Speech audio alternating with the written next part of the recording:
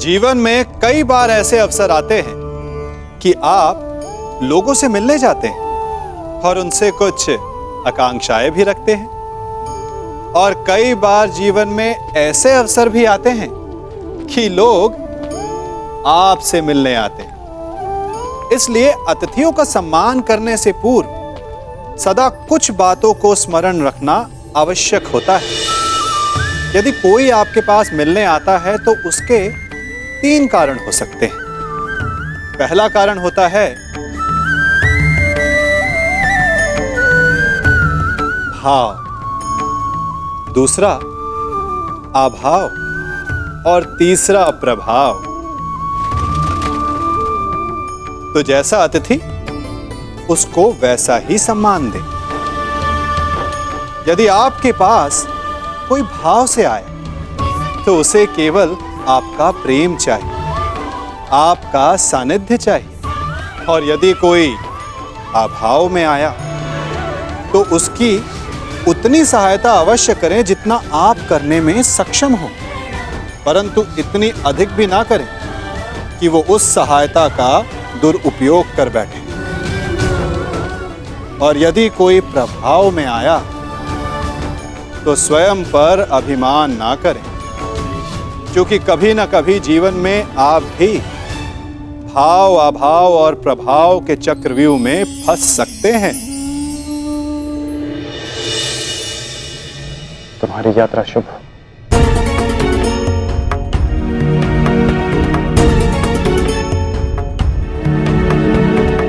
क्रुद्ध सिंह, कुछ कहना चाहते हो?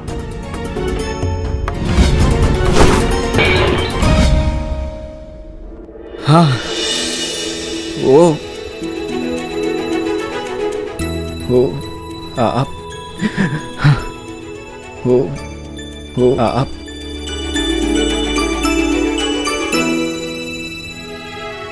मैं भी घर की ओर प्रस्थान कर रहा हूं। घर से आपका तात्पर्य अंग से है ना?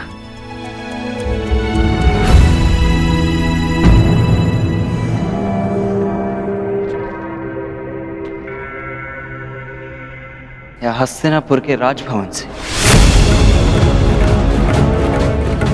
मुझे लगा था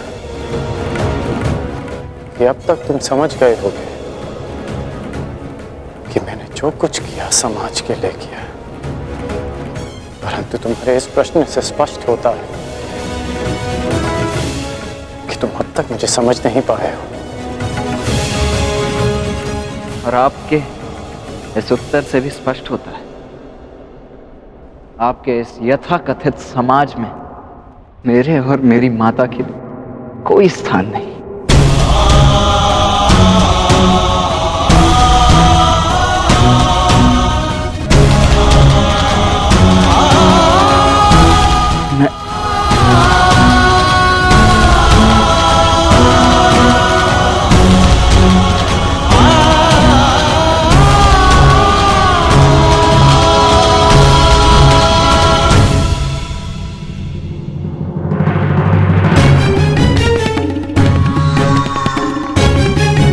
पुत्र कर्ण, मैं कब से तुम्हें ही खोज रहा था।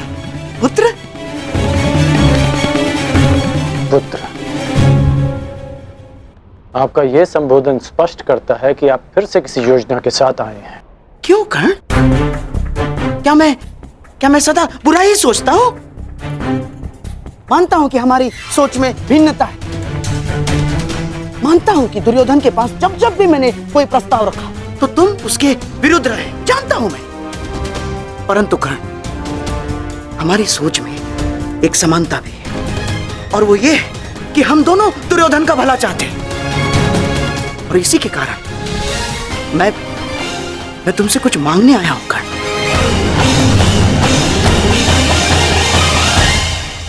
आप मुझसे कुछ मांगने आए हैं? हाँ। आप भूल रहे हैं कि मैं युवराज दुर्योधन नहीं हूं। आपके किसी भी प्रस्ताव के लिए मैं बाध्य नहीं हूं मामा श्री।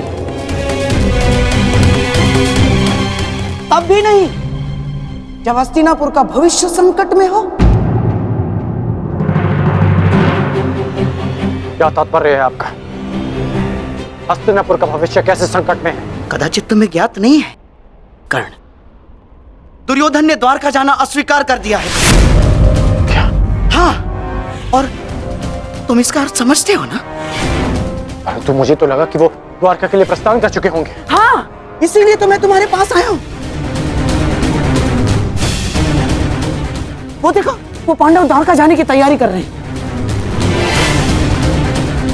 और हमारा दुर्योधन भावनाओं में बह रहा है। कर्ण, तुम्हें पता है ना, जो वासुदेव के पास पहले सहायता मांगने के लिए जाएगा, द्वारका उसी का समर्थन करेगा। तुम उसके मित्र हो ना कर्ण, अब तुम्हें उसे समझाना होगा कि वो स्वयं अपने पैरों पर कुल्हाड़ी ना मारे। और इस बात से तुम भी सहमत हो ना कर्ण कि इस युधिष्ठिर से राज्य सिंहासन के लिए हमारा दुर्योधन कई अधिक योग्य है। जाओ कर्ण, जाओ, समझाओ उसे।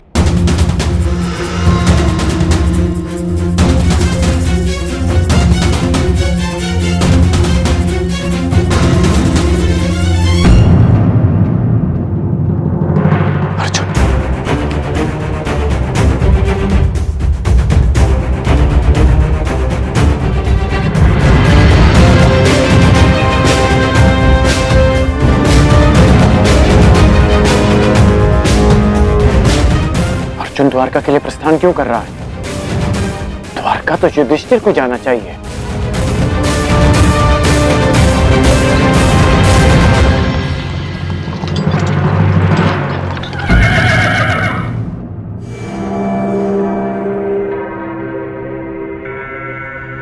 सदा मेरे मार्ग में आने का अभ्यास गया नहीं तुम्हारा।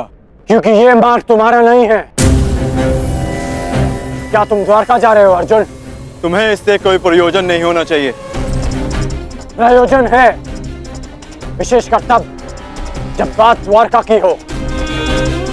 वासुदेव से समर्थन की मांग युवराज दुर्योधन और युधिष्ठिर के मध्य है। वो दोनों हस्तिनापुर से संभावित राजा हैं। फिर क्यों युधिष्ठिर के स्थान पर तुम द्वारका जा रहे हो अर्जुन?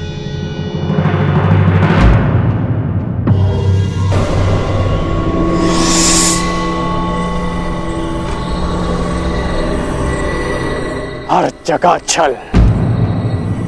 वासुदेव के मित्र होने के नाते और उनकी बहन सुभद्रा के पति होने के नाते तुम वासुदेव का समर्थन चाहते हो ताकि तुम्हारा पलड़ा भारी हो जाए। क्या धर्मराज युधिष्ठिर की दृष्टि में यह अधर्म उचित है? क्या धर्म युद्ध में सहायता के लिए एक संबंधी का लाभ उठाना उचित है? क्या तुम्हारे ज्येष्ठ ने यही सिखाया तुम्हें अर्जुन? सावधान कर!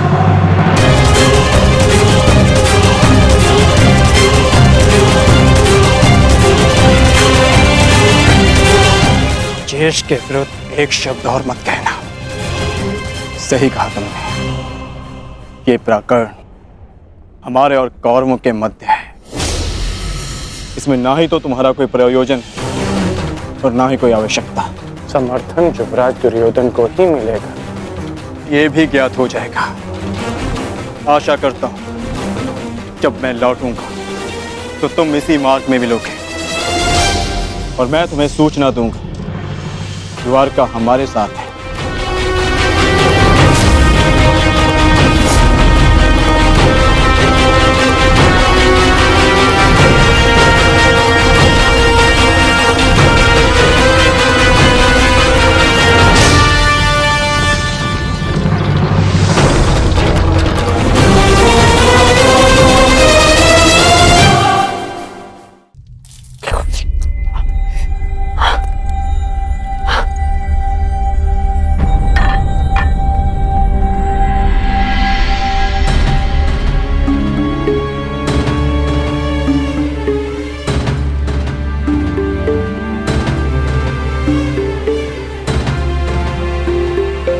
तुमने मुझे देखकर मुस्कुराया इतने वर्षों बाद। महामंत्री, आपने देखा कर्ण मुझे देखकर मुस्कुरा रहा था।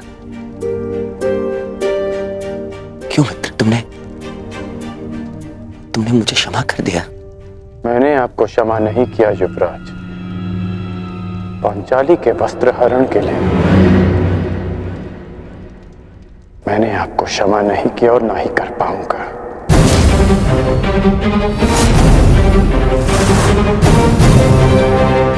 फिर क्यों? क्योंकि इस समय मैं उस दुर्योधन के समक्ष नहीं खड़ा जिसने वो अधर्म किया था। आज मैं उस पिता के समक्ष खड़ा हूं जिसने अपनी पुत्री की प्रसन्नता के लिए उसके प्रेम को महत्व दिया अपने अहंकार से बढ़कर। और मैं चाहता हूं कि वो पिता फिर से अपने अहंकार को भूल जाए हस्तिनापुर के लिए। मैं कुछ समझा नहीं मित्र। आपको द्वारका जाना होगा युवराज, वासुदेव से सहायता मांगने के लिए। अरे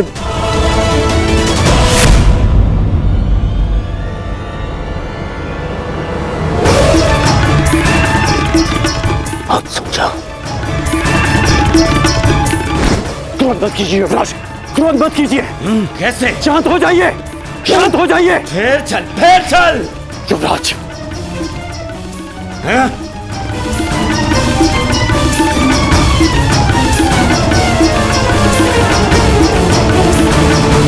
हस्तिनापुर के सिंहासन के लिए मैंने सदा आपको सबसे योग्य माना है युवराज, और मैं चाहता हूं कि यह सिंहासन आप ही का हो। परंतु इसके लिए वासुदेव का साथ बहुत आवश्यक है। मैं पहले ही कह चुका हूं, मैं उस छलिए के समक्ष नहीं झुकूंगा तो नहीं झुकूंगा, बस। वीर वो नहीं होता जो सदा अहंकार में सर उठाए खड़ा रहे। वीर वो होता है जो सर झुकाकर भी अपना उत्तरदायित्व पूरा करे। कैसा उत्तरदायित्व? उत्तरदायित्व आपकी पुत्री का, आपके पिता का, हस्तिनापुर की सेना का, उसकी प्रजा का, इन सब का उत्तरदायित्व आपके अहंकार से कहीं बढ़कर है युवराज।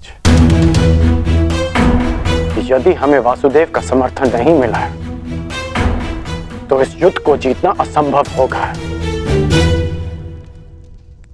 मेरी बात मानिए मित्र।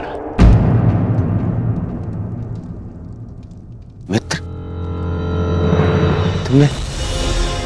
तुमने मुझे मित्र कहा इतने वर्षों बाद।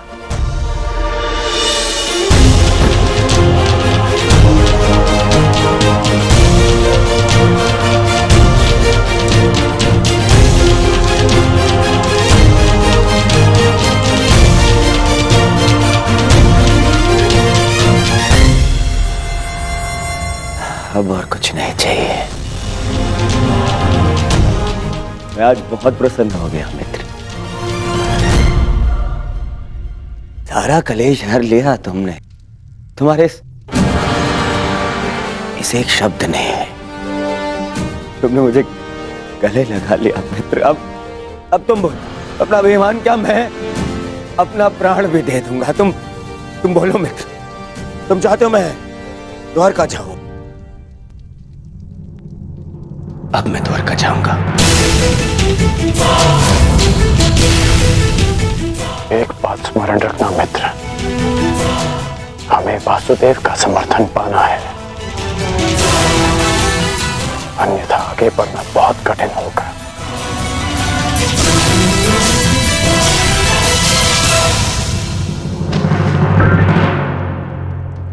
पांडवों की क्या सूचना है मामा? क्या वो द्वारका के लिए प्रस्थान कर चुके हैं? हाँ, परंतु तुम्हें इसकी चिंता करने की कोई आवश्यकता नहीं है दुर्योधन, क्योंकि यह सुनिश्चित करना मेरा काम है कि वो द्वारका तुमसे पूर्व ना पहुंच पाए।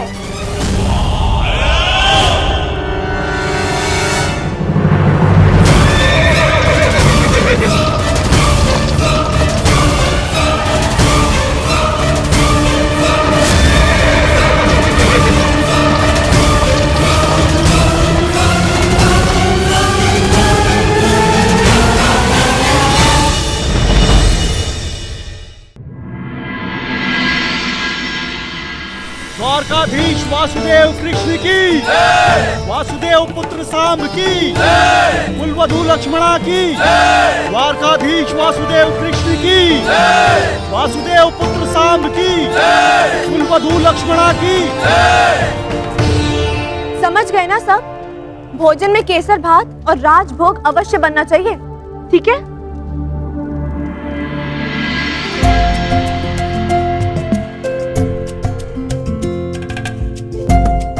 कहाँ थे आप? मैं कब से आपकी प्रतीक्षा कर रही थी। तुम प्रतीक्षा में नहीं, प्रबंध में व्यस्त हो। कौन आ रहा है? अरे और कौन? पिताश्री आ रहे हैं। यहाँ? हाँ, वो विराटनगर में ससुरश्री ने घोषणा की थी ना कि युद्ध में समर्थन की मांग के लिए सबको द्वारका ही आना होगा, तो इसलिए पिताश्री यहाँ समर्थन मांगने आ रहे हैं। समर्थन?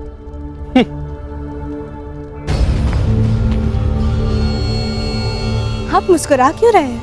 मैं अनुमान लगाने का प्रयत्न कर रहा था कि कौन अधिक भोला है, तुम या तुम्हारे पिताश्री। मैं कुछ समझी नहीं। वही तो समस्या है। चाहे तुम्हारे पिताश्री वासुदेव के चरणों में गिर जाए, उन्हें द्वारका का समर्थन नहीं मिलेगा। परंतु क्यों? यदि शर्त अनुसार मेरे पिताश्री यहाँ पहले पहुँच जाए, तो फिर वो समर्थन क्यों नहीं करेंगे? जितना मैं वासुदेव को जानता हूँ, वो सुनिश्चित कर ही लेंगे कि तुम्हारे पिताश्री यहाँ पहले ना पहुँच पाए, और यदि पहुँच भी गए तब भी समर्थन पांडवों को मिले, इसका कोई ना कोई रास्ता मेरे महान पिताश्री निकाल ही लेंगे। मैं नहीं मानती ससुरश्री ऐसी अनीति करेंगे। जानता हूं तुम्हें मेरी बात का विश्वास नहीं होगा, परंतु ये सूचना मिली है कि तुम्हारे पिताश्री से पूर्व वासुदेव के सखा अर्जुन द्वारका के लिए प्रस्थान कर चुके हैं। काका श्री अर्जुन? परंतु वो क्यों? नियम अनुसार तो सिंहासन के दावेदार को यहाँ आना चाहिए ना? परंतु अब देखना, मेरे पिताश्री अपने ही बनाए नियम तोड़कर समर्थन अर्जुन को ही देंगे। असंभव, मुझे विश्वास नहीं होता। अब तो समय ही बताएगा कि तुम्हारा विश्वास अधिक बलशाली है या मेरा अनुभव। मैंने तुम्हें इसीलिए बता दिया ताकि समय आने पर तुम्हें अधिक ठेस ना पहुंचे। अब चलो, अब रीति अनुसार तुम्हें अपने ससुरश्री, जिन्हें तुम भगवान समझती हो, उन वासुदेव के पांव धोने हैं। चलो।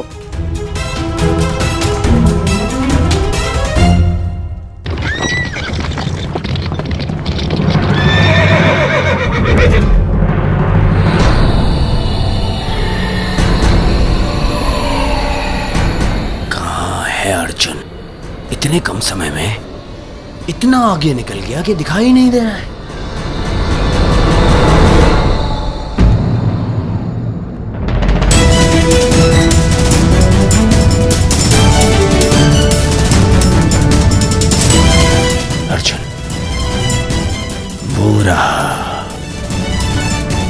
परंतु मैं तुम्हें मुझसे पहले द्वारका नहीं पहुंचने दूंगा। सारथी, आगे बढ़ो, चलो।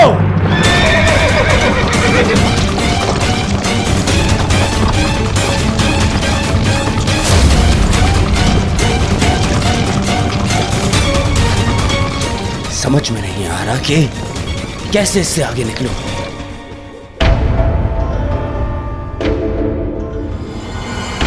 गांधार नरेश, संदेश वो हर पक्षी के साथ क्या कर रहे हैं?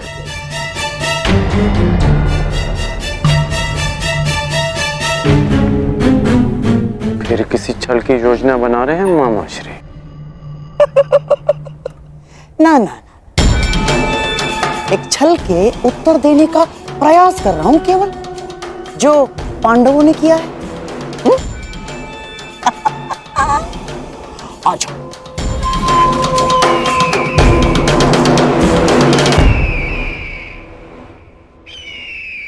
अर्जुन को मार्ग से भटकाने का पूरा प्रबंध कर दिया है मैंने। अब द्वारका सबसे पहले तुम्हारा मित्र ही जाएगा।